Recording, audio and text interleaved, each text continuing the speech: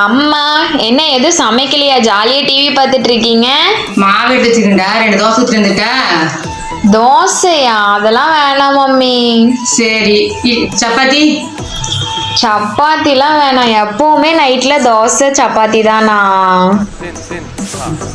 சரி வேற ஏதாவது டிஃப்ரெண்டா அம்மா ஒன்று செஞ்சுட்டு வந்து தரேன். டிஃப்ரெண்டாவா? டிஃப்ரெண்டா இருக்கும், சாப்பிட்டு பாரு. என்னவா இருக்கும்? சரி ஓகே. அம்மா நான் வந்துட்டேன், என்ன பண்ணிட்டு இருக்கீங்க? வாடா, உனக்கு நான் சொன்னேன்ல என்ன இவ்ளோ வெஜிடபிள்ஸ் வச்சிருக்கீங்க?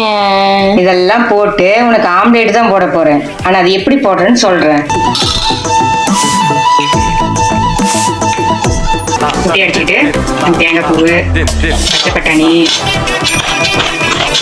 வெங்காயம், தக்காளி, கொத்தமல்லி, பீன்ஸு, கேரட்டு, கருவேப்பிலை, பச்சை மிளகாய் எல்லாத்தையும் ஒட்டுக்காவே தளிக்கணும். இப்போ எல்லாம் நல்லா இப்படி கலந்துக்குங்க.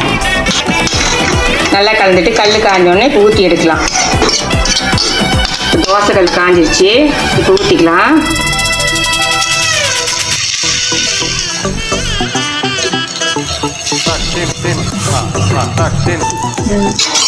இப்போ குழந்தைங்க வீட்டில் சாப்பிடலைன்னா இப்படி காய்கறிலாம் போட்டு அப்படி இந்த மாதிரி முட்டையை ஊற்றி இந்த மாதிரி செஞ்சு கொடுத்தா குழந்தைங்க நல்லா விரும்பி சாப்பிடுவாங்க.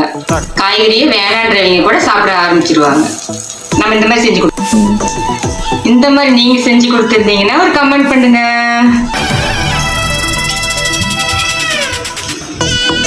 பாப்பா இங்க வாங்க, எல்லாம் ரெடி ஆயிடுச்சு. ரெடி பண்ணிட்டீங்களா அதுக்குள்ள? ரெடி ஆயிடுச்சா? இங்கடா பாண்டா எப்படி இருக்குன்னு. வாவ், பார்க்கவே சூப்பரா இருக்கு. சாப்பிட்டு டேஸ்ட் சொல்லுங்க. ஓகே. ஆளை பார்த்தா டம்மி பீஸா இருக்க, பயங்கரமான ஆளா இருக்கியடா.